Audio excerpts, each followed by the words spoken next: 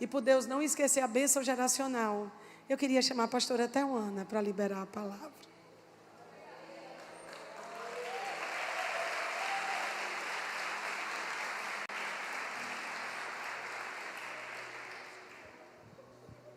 Eu preguei um pouquinho. Pai, obrigada, Senhor, pela minha filha.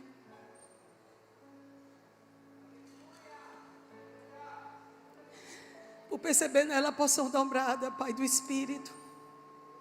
Por presenciar, Senhor, a mulher, a esposa, a mãe e principalmente a filha, Pai. Porque tudo isso que ela se tornou é porque ela primeiro foi uma filha de honra. Porque ela é uma filha de honra. E nós, como família 61, a casa dela. Porque aqui sempre será a casa dela. Aqui sempre terá os primeiros passos de dança que foi dado por Tauana naquele hotel. Aqui cada jovem que se converter haverá um pouco de Tauana, por ter começado o MOB naquele hotel. Pai, muito obrigada pelo legado dela que grita nessa casa. Mas o Senhor alargou as tendas e a levou a outros mares. Muito obrigada, Senhor, por cada dia ver, Jesus, a sua presença na vida dela. Nós agradecemos por essa noite e agradecemos por tê-la aqui esse final de semana. Em nome de Jesus. Amém.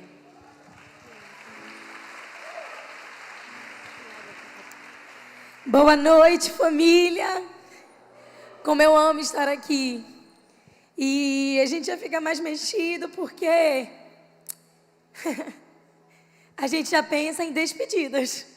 Mas as despedidas, elas não vão com a dor da saudade, mas elas vão com o consolo das memórias criadas e a expectativa do novo reencontro.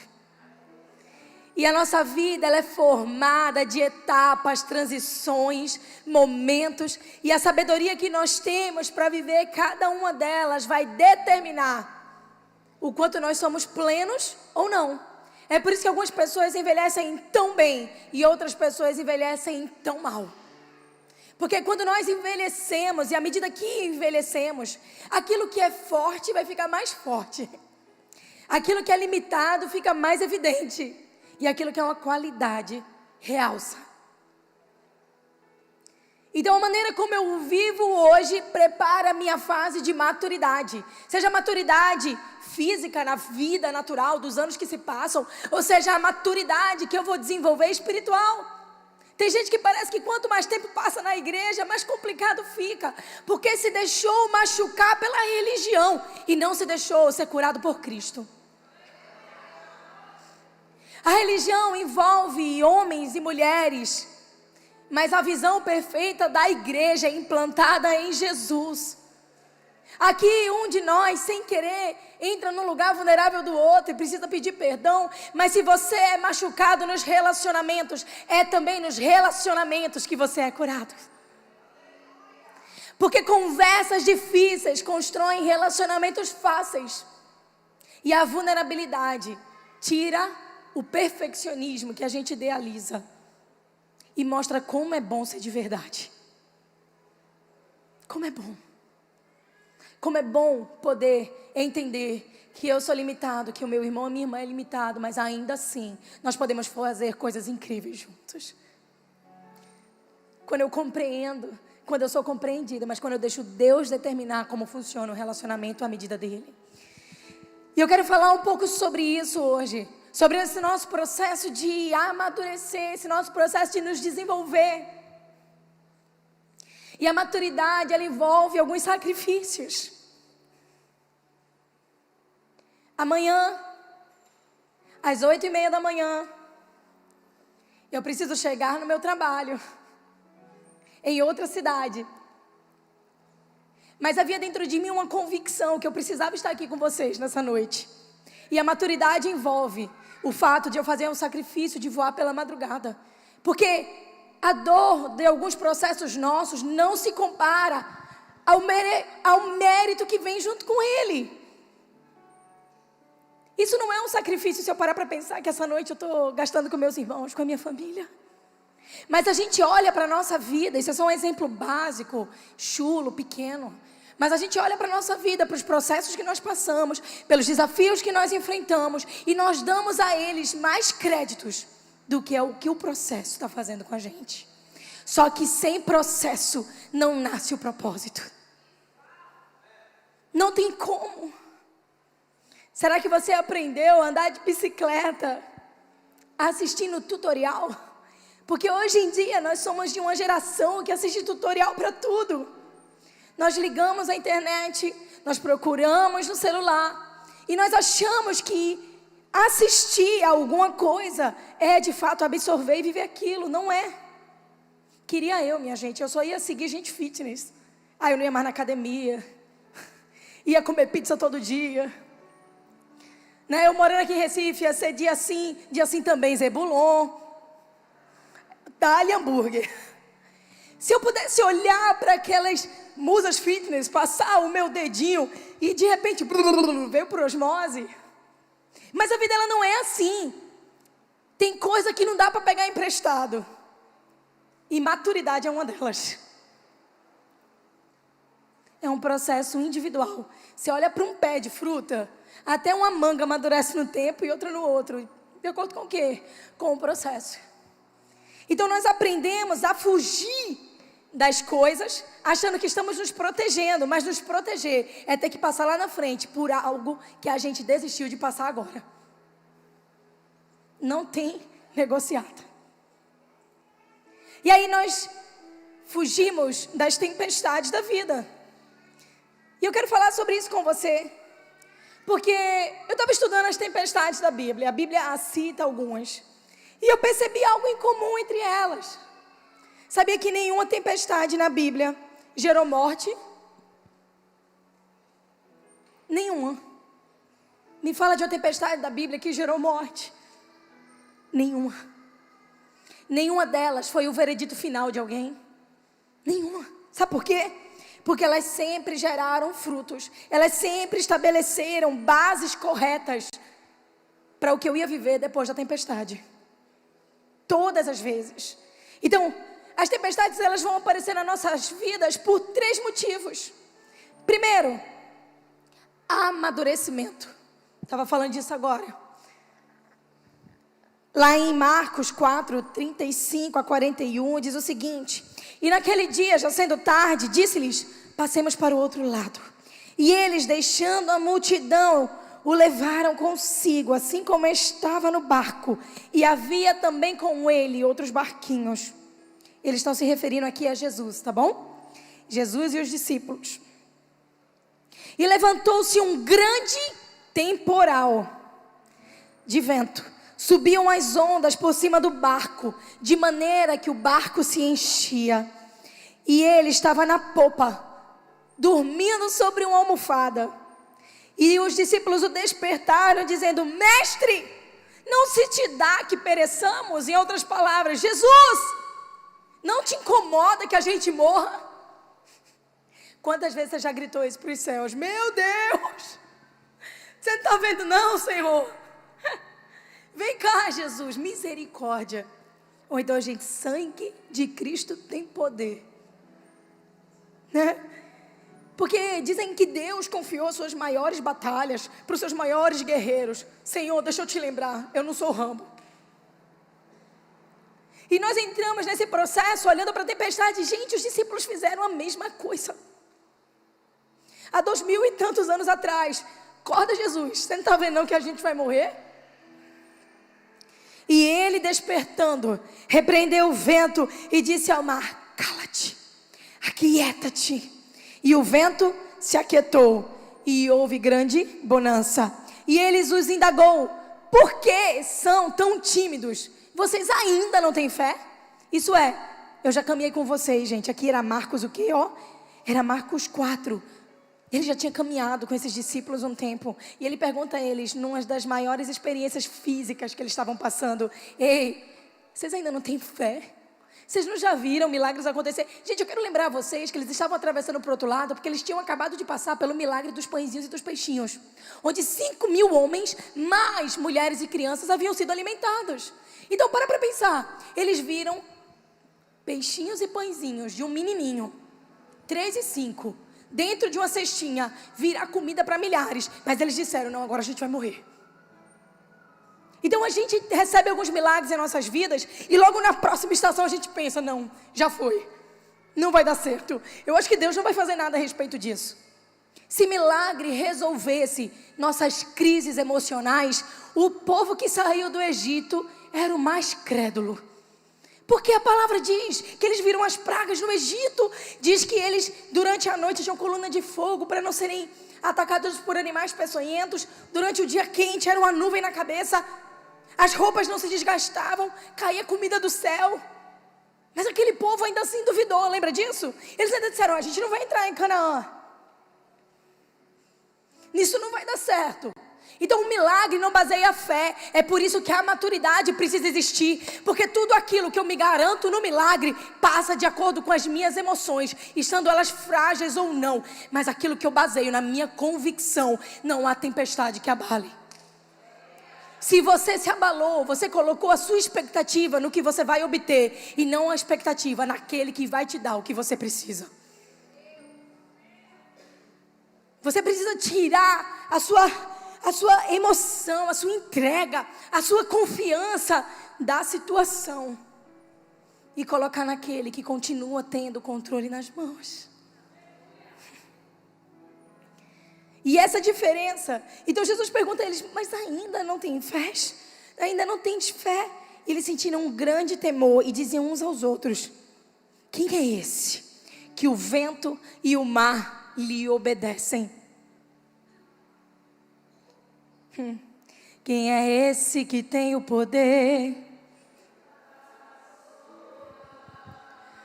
Quem é esse que pode fazer? No momento que a tempestade vier, Ele vem com toda a autoridade e manda.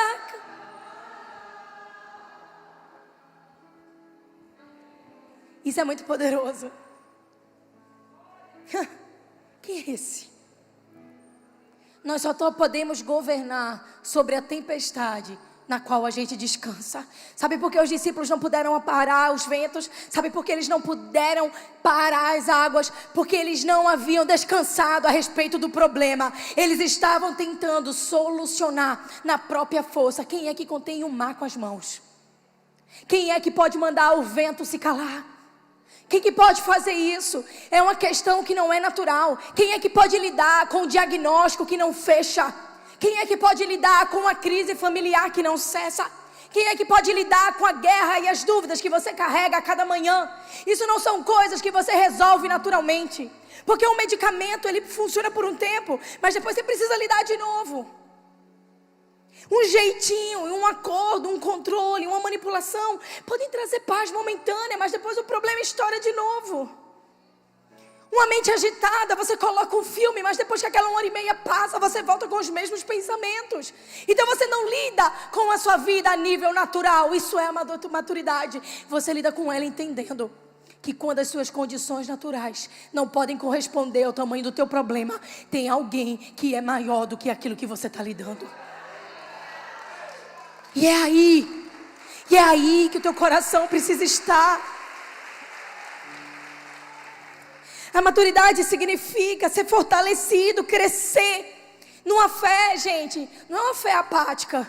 Não é a fé do, ora por mim, mas eu não oro.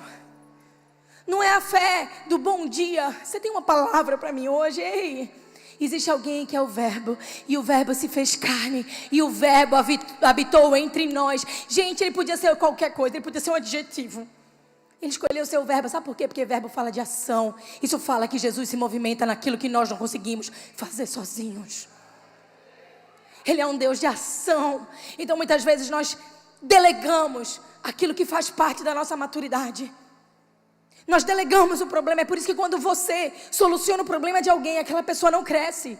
Quantos conhecem homens e mulheres de meia idade que continuam vivendo como crianças? Sabe por quê? Porque todas as vezes alguém colocou a mão na hora do conflito e não deixou essa pessoa amadurecer. Não compre as guerras que Deus está gerando para amadurecer a pessoa que você ama. Porque se você não deixar ela passar pelo processo, no dia que você não estiver lá, ela vai ter que lidar sem a maturidade que ela precisa. Se você ama alguém, seja parte do amadurecimento e não da infantilização das emoções. E essa fé, ela é atuante, ela precisa ser experimental. Sabe, os discípulos precisavam experimentar disso. Eles precisavam passar pelo medo para que o medo desenvolvesse a convicção. Eles precisavam entender que aquele processo estava relembrando a eles quem tinha o controle da vida deles nas mãos. Por um momento eles achavam que podiam resolver a própria vida. É quando a gente experimenta de algo que nós precisamos entender que a próxima medida de Deus para a gente sempre vai ser maior. Sabe, ou a medida de milagre que você experimentou ontem já não serve mais para hoje. Sabe por quê? Porque você já conheceu essa medida. Ele quer fazer algo maior. Ele quer fazer algo melhor. E aí nós chegamos cheios de expectativa na igreja e dizemos ao Senhor, genuinamente, eu quero viver algo novo. Faz meu coração fazendo todo medo desaparecer. Sobre mim um novo amanhecer. Eu quero. Mas você percebe que no processo, as coisas que nos limitavam, elas vão desaparecendo e elas não nos limitam mais? Não é porque nós não experimentamos das sensações que os desafios proporcionam. É que a nossa experiência não está baseada na reação. Ela está baseada na ação de Deus a respeito daquela situação. Muitas vezes nós vivemos de maneira reativa. Pergunta para uma criança, por que você bateu? O que a criança fala? Quem bateu primeiro? Por que você xingou? Por que xingou primeiro? Então nós educamos as nossas crianças para não serem reativos. Mas nós nos tornamos adultos que respondem à circunstância, ao invés de comandar de acordo com a voz de Deus. Nós recuamos. Sabe, você percebe que as duas famílias que vieram aqui à frente, elas tinham algo em comum. No processo delas, todos disseram para a circunstância, ei, eu vou dizer algo diferente, que contradiz aquilo que já foi dito. Já foi dito por médicos, já foi dito pela circunstância, já foi dito pelos aparelhos, já foi dito pela realidade, já foi dito por diagnósticos. Todas as vezes que eu vou falar a linguagem de Deus para a minha vida, eu vou ter que contradizer a expectativa de homens. Não, eu não vou orar isso não, vai que eu ofendo o médico, não. Tudo aquilo que ofende a vontade de Deus já está na minha boca para ser dito. Porque meu compromisso tem que ser com aquilo que Deus tem para a minha vida. Meu Deus. Olha, diz que vai estar tudo errado. Aquilo que parecia não ter saída. Aquilo que parecia a minha morte, Deus mudou.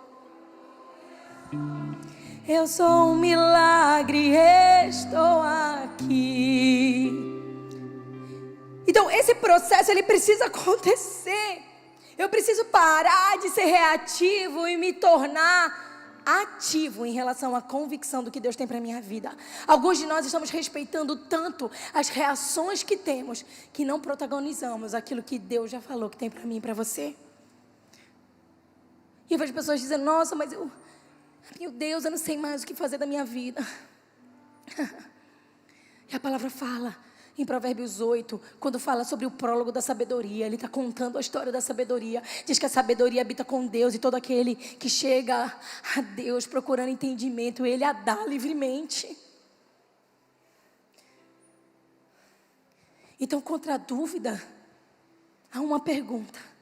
Senhor, o que você pensa a respeito disso? A palavra está recheada de realidades. Ela está recheada da certeza de que nós contradizemos padrões. Estava lendo essa semana, estava conversando hoje com uma pessoa e lembrei de uma palavra que diz o seguinte, Salmo 33, 10 a 11, o Senhor desfaz planos das nações e frustra propósitos de povos, mas os planos dele permanecem para sempre, e os propósitos do seu coração irão de geração em geração. Sabe que Deus está dizendo que ele tem mais compromisso com a geração do que com o planejamento das nações. Sabe o que isso significa? Você sabe o que isso significa ao teu respeito? Você entende o que isso significa sobre a sua vida? É que Deus trabalha a nível individual antes de trabalhar a nível coletivo. Ele tem uma história com você. Sabe quando algumas palavras vêm e dizem que essa é a única saída? Ele está dizendo para mim e para você que quando uma porta se fecha, fique tranquila, porque Ele abre a janela. Mas sempre há uma saída, e a saída não é uma rota de fuga, é uma rota de fé, onde eu caminho de uma nova maneira, mais amadurecido. Então todos esses processos, eles não vêm para nos danificar, eles não vêm para a nossa morte, mas os processos eles vêm para gerar essa maturidade que eu preciso, para lidar com um novo nível de confiança que Deus vai me dar. Porque se eu já experimentei de uma medida de milagre, é certo que Ele vai me confiar algo que eu preciso ter essa capacidade de gerir. A palavra deixa claro que o homem faz planos, mas do Senhor vem a resposta. Não é sobre a minha habilidade, é primeiro sobre aquilo que Ele pode fazer. E aí então eu entro com o que eu tenho. Não é sobre dizer, deixa comigo, Deus, eu resolvo. Deixa comigo, eu sei como fazer. E aí quando você não dá conta, você está aqui, vamos lá. É essa a grande diferença entre você viver a vontade de Deus e você viver a permissão de Deus. A vontade de Deus te amadurece. Esses discípulos, gente, passaram o quê? Você quando vê Jesus subir aos céus, Ele fala para eles o quê? Olha, vocês farão obras iguais ou maiores. O processo da tempestade não era um processo de morte. Era um processo de fazer eles entenderem que havia uma capacidade, uma habilidade que o próprio Deus estava gerando para um próximo tempo. Segundo, as tempestades em nossas vidas, elas podem ser um papel, eles têm um papel de alinhamento. Como assim? Jonas 1:4. Jonas estava fugindo, gente. É basicamente isso. Jonas era um profeta, Antigo Testamento. E Deus pede a ele para ir a um povo. E diz, olha, vai lá para Nínive. Vai pregar a palavra. Ele disse, não, cara, eu não vou com a cara do povo de Nínive. Basicamente, eu e você. Não vai rolar. Sabe, Deus, legal a tua ideia, mas chama outro. Não, Deus, eu não quero me mudar, não. Obrigado, viu? Muito obrigada. A gente pode continuar amigo, mas vamos ficar por aqui mesmo. Tá? Abre mão disso. Não, Senhor, veja só, isso aqui é bem importante para mim. Eu não sei se você sabe que isso está dentro do meu planejamento anual. E nós negociamos com Deus como nós negociamos em situações da vida. Mas uma negociata, ela sempre é um acordo, onde um tira vantagem ou eles chegam ao meio termo. Nós esquecemos que a respeito de Deus, Ele consegue ver o que você não vê. Ele ouve conversas que você não participou. E Ele conhece o teu funcionamento melhor do que você mesmo. Mas nós fomos treinados para isso. Nós fomos treinados com um potencial de negociação. Quem nunca? É que nem eu vou aqui na Feirinha de Boa Viagem. E eu quero comprar a toalha. E eu sei o preço original. Eu mando logo o Jonas ficar calado, porque de vez em quando o R dele dobra. Aí ele me compromete. O negócio que era 50 virou 200. Eu digo, eu sou daqui. Eu sou da terra. Não é verdade? Aí você chega para comprar alguma outra coisa, você vai negociar altos montantes, o que você pergunta? À vista, quanto por cento de desconto? Se dividir em tantas vezes, vai ter taxa de juros? Então nós negociamos com a nossa vida e nós trazemos essa perspectiva para o nosso relacionamento com Deus. Nós chegamos nos nossos relacionamentos, no nosso casamento, a gente senta e conversa. E por isso a gente tem tanta dificuldade de ouvir quando Deus fala algo que é certo para mim e para você. Então Jonas, ele entrou em conflito, ele não gostava da galera de Nínive. E a Bíblia fala o quê? Olha, ore pelos seus inimigos, abençoe aqueles que te perseguem. Isso é lógico? Isso é lógico, gente. Aí você vai lá, você é cristão, você está seguindo o Thiago Negro, e ele fala para você, ou soma, ou some. Isso nem é cristão. Porque Deus não manda a gente abençoar pessoas que somam na nossa vida. É pior que isso. Ele não manda a gente abençoar a gente que a gente vai com a cara. Ele manda a gente cuidar e orar dos nossos inimigos. Porque como é que Deus pode conhecer, dar-se a conhecer alguém? Já parou para pensar nisso? Que às vezes Ele coloca uma pessoa bem difícil no teu caminho. Aí você começa a orar por essa pessoa. Aí essa pessoa começa a dar trabalho para você. Aí você começa a amar essa pessoa de acordo com a palavra. E aí essa pessoa, que era uma pessoa dificílima, começa a conhecer Deus através da sua vida. Sabe por quê? Porque 10% das pessoas vão ler a Bíblia, 90% vão ler um cristão. Então a maneira como você se posiciona pode dar a conhecer a Deus. Você sabe o que aquela pessoa está passando? O que você não conhece sobre alguém é mais importante do que aquilo que você sabe. Que às vezes você vê a casca da pessoa, você vê a dificuldade que ela é, mas você já sabe o conflito que ela enfrenta em casa, você sabe o desafio que ela está tendo que lidar, você sabe os processos emocionais que ela está gerindo. Às vezes, uma dificuldade com alguém é só uma maneira de Deus levantar um intercessor, intercessora para essa pessoa. E foi isso que Deus fez com Jonas. Deus mandou ele para Nínive. Jonas entrou em desafio com o próprio Deus. Jonas 1,4 diz que ele entra num barco, ele vai fugir. Indico a vocês que tiverem a oportunidade de ir para Israel, né? Essa igreja vai para Israel em abril. É muito legal quando você chega no porto de Jope e você vê a baleia que representa que foi daquele lugar que Jonas fugiu. Foi a partir daquele porto. E o mar é lindo, gente, é um mar calmo. Eu nunca fui lá para ver aquele mar com ondas. Então não faz sentido. Que naquele momento que Jonas entra no barco para fugir, a Bíblia diz que, Jonas 1,4, o Senhor fez soprar um vento forte sobre o mar, caiu uma tempestade tão violenta que o barco ameaçou arrebentar-se. Enquanto isso, Jonas desceu ao porão. Fica interessante. E esses versículos vão se estender explicando o fato de que Jonas, ele tem um certo momento que o barco de fato vai afundar, ele sobe para a popa do barco, ele diz, olha gente, eu sei o que é essa tempestade, se vocês me jogarem fora do barco, ela vai cessar, é sobre mim.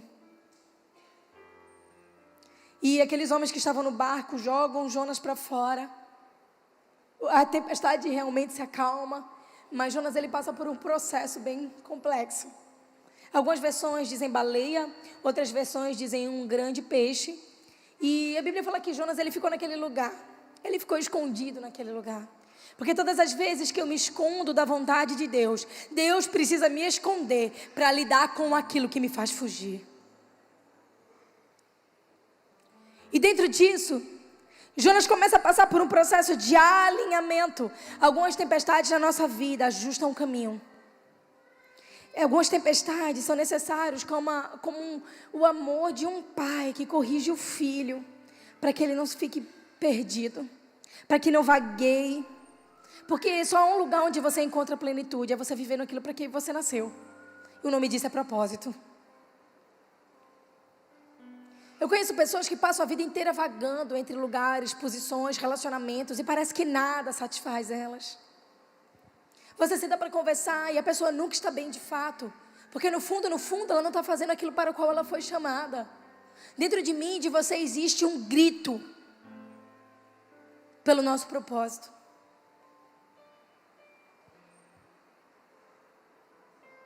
Existe um grito para que algo aconteça. Eu lembro que logo quando eu cheguei em Campinas, eu dizia, Deus, por que o Senhor me trouxe para cá?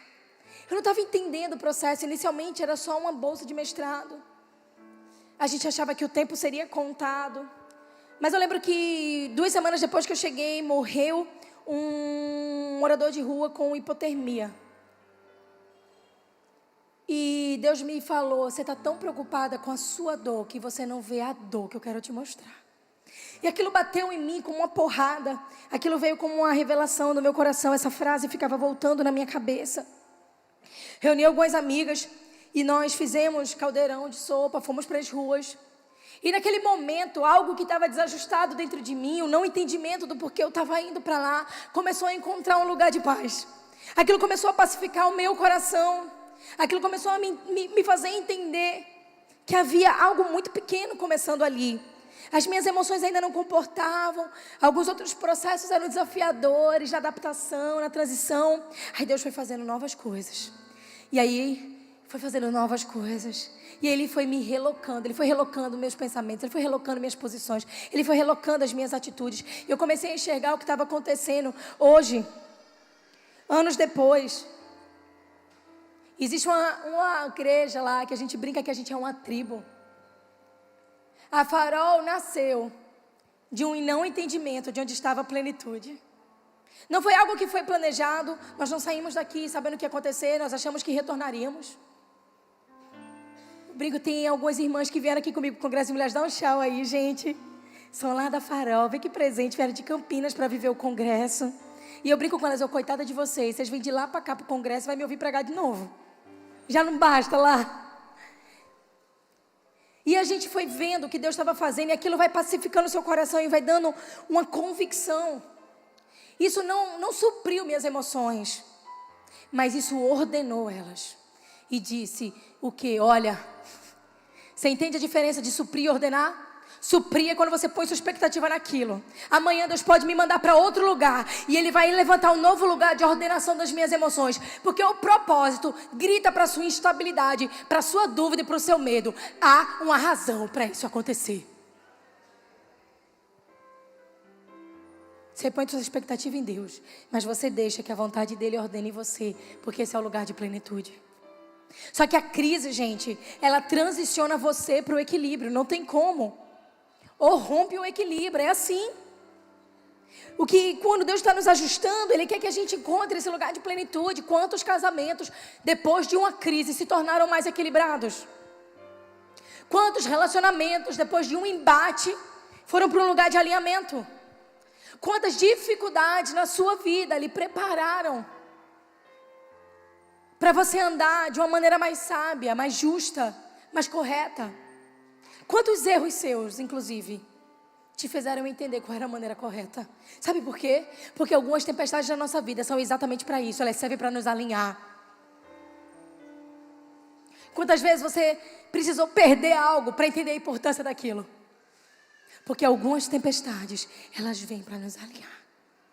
Quantas pessoas depois de uma internação no leito de hospital entenderam a beleza da vida e reclamaram menos? Por quê? Porque uma tempestade serve para nos alinhar. Quantas perdas, quantos reajustes, quantas bagunças arrumam as coisas. Você já começou uma arrumação sem bagunçar? Dá para fazer isso? Se deu é porque ficou mal feita.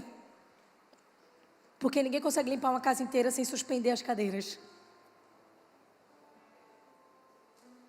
Se não bagunçou, foi jeitinho, não foi arrumação. Então Deus muitas vezes precisa tirar as coisas de lugar para que Ele reajuste aquilo que Ele tem para você. É no momento que muitas vezes você enfrenta uma tempestade para ser alinhado, que Deus vem e desenvolve o teu caráter. Gente, Jonas não tinha caráter. A verdade é essa, Jonas achou que podia se esconder de Deus. Você já parou para pensar nisso? É que nem criança que se esconde atrás da cortina, com os pés de fora e diz, vem me procurar. Aí você vai esquecer, finge que não está vendo, né? Para não estragar a brincadeira. Você está vendo tudo.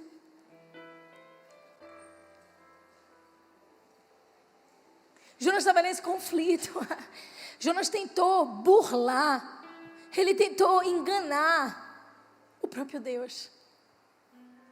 Porque o medo dele e o desprezo dele por Nínive era maior do que a capacidade dele de confiar em Deus, aquilo que ele não entendia. Só que ele passa por um alinhamento, o caráter de Jonas se desenvolve. Ele não lidou com o que ele deveria, ele teve que lidar depois. Então dentro desse processo, Jonas ele muda a postura dele. Ele começa a ter um encontro genuíno com Deus, e quando ele é cuspido de volta ao porto, ele vai para o rumo certo.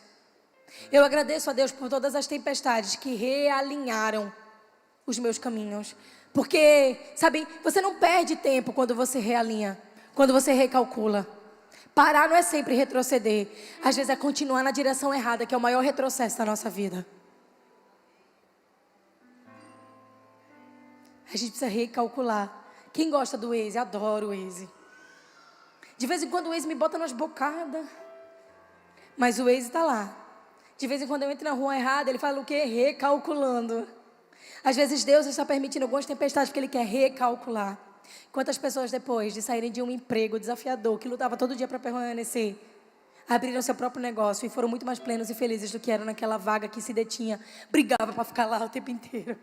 Alguns processos, alguns bastas de Deus só têm um papel: abrir a porta de uma nova estação, abrir a porta de um novo ciclo. Quanta gente casou certo porque o namoro anterior deu errado? Quanta gente precisou que algumas coisas fossem interrompidas para que o correto de fato acontecesse. Você pergunta para essas pessoas: quer que eu ore aqui e peça para Deus responder suas orações de 15 anos atrás, que você queria casar com aquele ex-namorado, aquela ex-namorada? O povo vai levantar: não, pastora, pelo amor de Deus, eu vou me embora, em nome de Jesus, não faço isso não. Que bom que deu errado. Que bom que o seu sofrimento foi temporário para não ser constante. Que bom. Que bom que algumas dores revelaram as suas limitações para que você pudesse consertar elas. Que bom. Que bom. Então essas tempestades de alinhamento, elas mudam a nossa vida, porque elas realinham o nosso destino. Pior coisa é você continuar no caminho errado. E em terceiro lugar, algumas tempestades vêm para a nossa vida porque elas são missionais. É como em Atos 27, 18. Eu não vou me ater ao texto, mas eu vou contar a história. Numa viagem missionária, o barco de Paulo, que era um grande apóstolo daquele tempo, ele naufraga. Gente do céu. Sabe o que é essa história de Paulo? É que nem eu e você, mas eu fiz tudo certo. Mas eu fui tão bom, tão boa. Meu Deus, mas qual foi o motivo disso acontecer? Sabe aquelas situações que você tenta entender e não compreende? Sabe aquelas crises que surgem porque você procura um motivo para algo dar errado? Deixa eu dizer uma coisa, gente. Um pai e uma mãe pode educar e criar um filho, mas na idade adulta ele vai ter decisões. E se as decisões divergirem daquilo que você educou, você não vai poder tirar dele o que o próprio Deus deu: livre arbítrio, vontade, escolha. Só que nós temos a tendência de procurar motivos e culpados. A culpa, gente, é uma desgraça. Outra coisa, você já viu mulher? Mulher já nasce culpada. A mulher está com culpa de tudo. Alguém espirrou, a culpa é minha. Foi a vitamina C que eu não dei. Caiu uma chuva, no dia do passeio a culpa é minha, eu não percebi que o céu ia mudar, mesmo que não tivesse na previsão do tempo. A mulher o tempo inteiro ela absorve culpas, ela tem essa tendência, porque na verdade ela incuba sonhos. E todas as vezes que uma mulher não está incubando sonhos, ela não está vivendo o seu propósito, ela começa a andar num ciclo de culpa, vergonha e medo. E ela retroalimenta esse ciclo onde a culpa é minha. Eu tenho medo que isso não aconteça ou que isso aconteça. Eu tenho vergonha do resultado daquilo que eu não pude lidar. Culpa. De novo. Então algumas mulheres passam o resto da sua vida se culpando por decisões que os seus filhos tiveram depois da idade adulta. Você fez sua parte, você educou a criança no caminho que deve andar para que ela não se desviasse dele. Então deixe Deus ser o Deus na vida desse filho e dessa filha e pare de achar que você pode controlar aquilo que o próprio Deus deu liberdade para que o homem e a mulher possam decidir. Então essas tempestades missionais têm a ver muito com isso, com os processos da nossa vida que nós não entendemos. Essa virada de barco de Paulo, no momento que tudo está acontecendo, Deus deixa claro que nenhuma vida ia se perder nessa situação. Só que quando você vai ler o capítulo seguinte, você vê que eles naufragam, eles conseguem sobreviver, eles vão para uma praia, eles vão largando os mantimentos, eles vão largando tudo para trás. Só você ler essa passagem, porque eles estavam tentando não afundar. E aí Paulo diz: joga os mantimentos. Eles jogaram, foram 3 dias de tempestade. E eles foram se livrando de tudo aquilo que era pesado, de tudo aquilo que era uma pressão a mais, de tudo aquilo que eles estavam carregando sozinhos. Porque quando Deus quer levar você para um lugar novo, normalmente Ele vai precisar que você abra mão das bagagens antigas. Todas as vezes que você está caminhando para uma estação diferente, você vai precisar aprender a trocar o que você já estava acostumado a ter.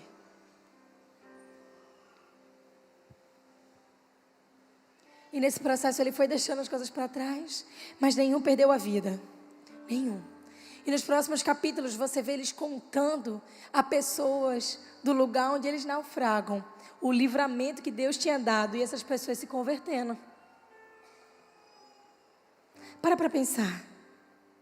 Algumas tempestades da nossa vida, elas são só para ser usadas para a glória de Deus. Elas vêm e vão, ainda que estejam fora do nosso entendimento, mas algo bom acontece porque elas existiram. Só isso. E Paulo tinha um feeling que estava alertando ele. Ele tinha um feeling de que algo estava acontecendo. A Bíblia fala que ele foi angustiado para essa viagem. Então dentro dele havia uma sensação de tem algo que vai acontecer que não é legal, que não está no meu controle. Mas ainda assim ele confiou e disse, Deus, eu devo ir. E na palavra diz que Deus disse para ele ir. Vê só. Então o próprio Deus que sabia da tempestade permitiu que ele passasse por ela sim. Porque a questão não era a tempestade, eram os frutos que a tempestade na vida de Paulo daria. E está tudo bem. E está tudo bem. Sabe, as pessoas hoje em dia, elas têm muito medo de tudo aquilo que não está dentro do ideal. Dentro do perfeito, dentro do planejado. As pessoas têm dificuldade. Não que seja fácil, entenda-me bem. Mas as pessoas se sentem abandonadas por Deus. Quando descobrem um diagnóstico de autismo num filho ou numa filha. As pessoas se sentem abandonadas por Deus quando descobrem uma vulnerabilidade, uma dor, uma doença. As pessoas se sentem abandonadas por Deus quando estão enfrentando desafios. A fé vai sendo negociada como algo que me promete perfeição nessa terra. Ei! A fé é a respeito de vencer os processos na terra e uma promessa de que no céu será tudo perfeito. Só que eu já vi pessoas que por conta de dores se levantaram e fizeram algo extremamente relevante. Eu já vi pessoas que criaram comunidade para abraçar crianças com dificuldade.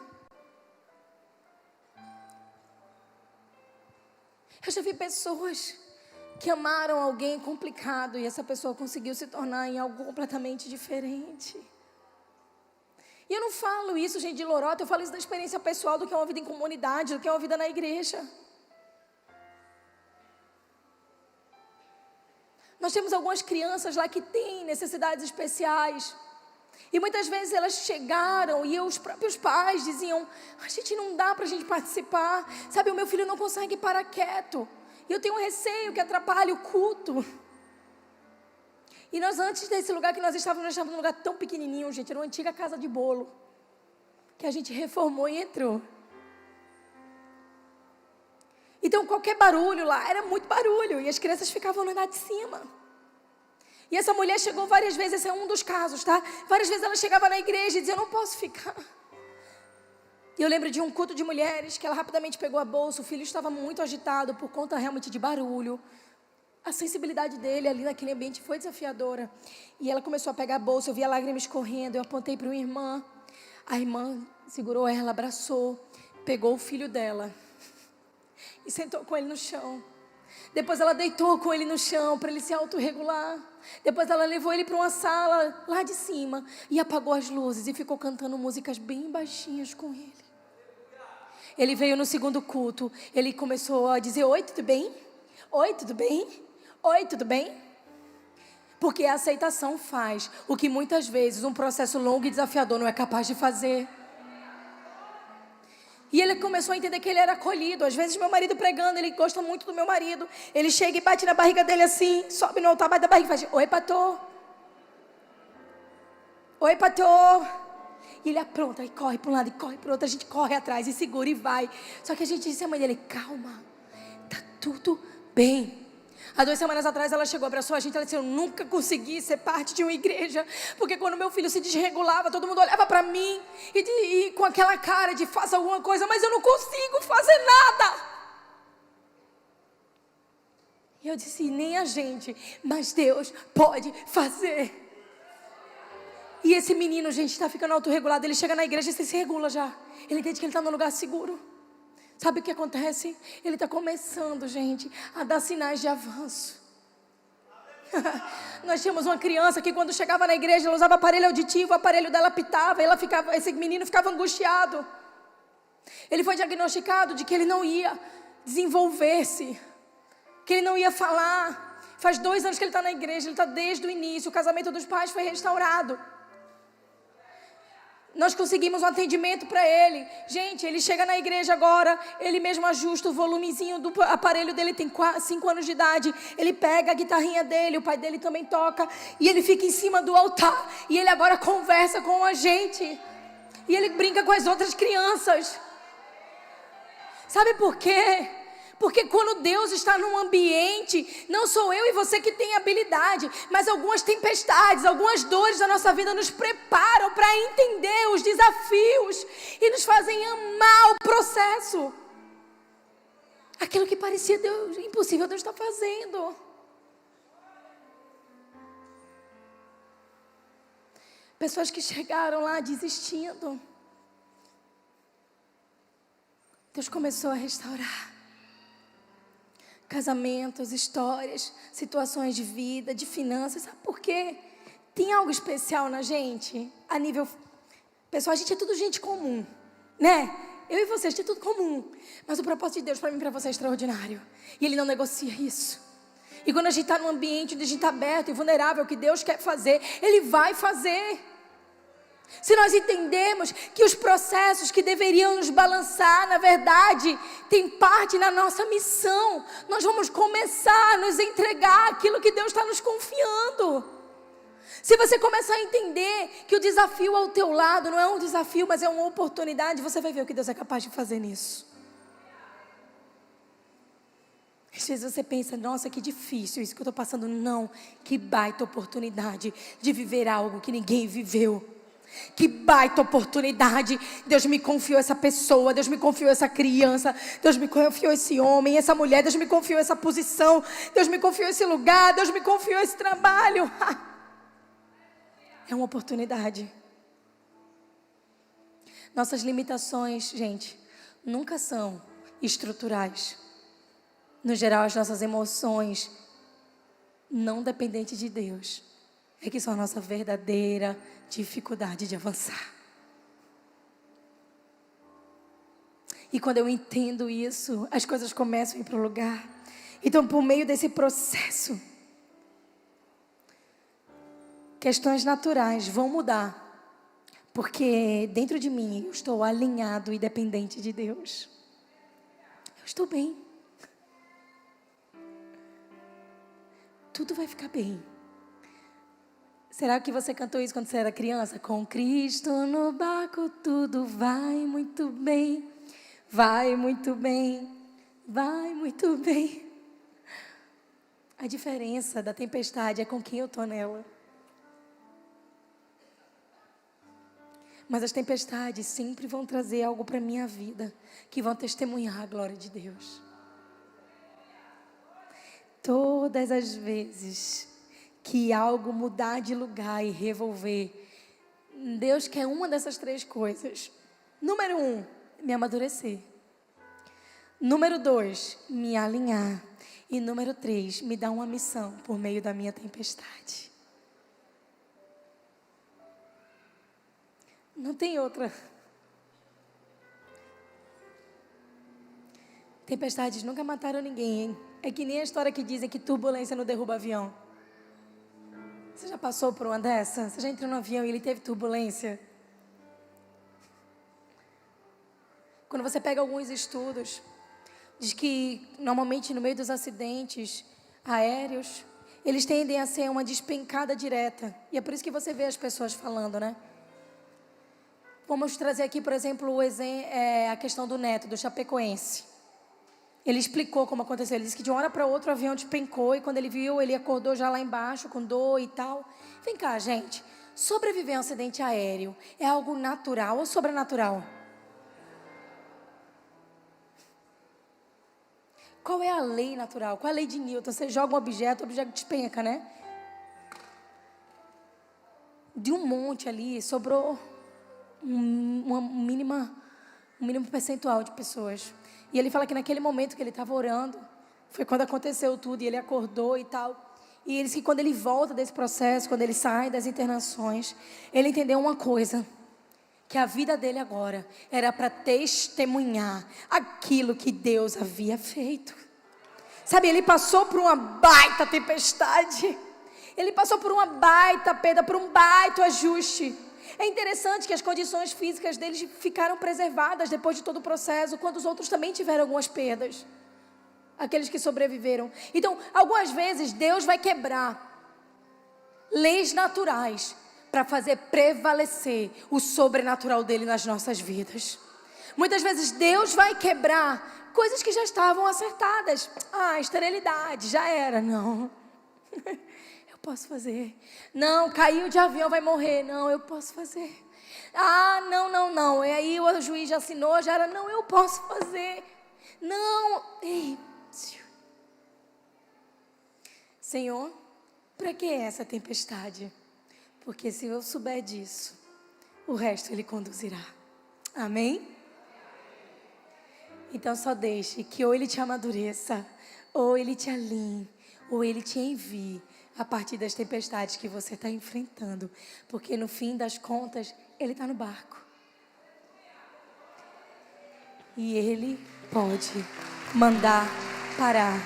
E Ele pode parar os ventos.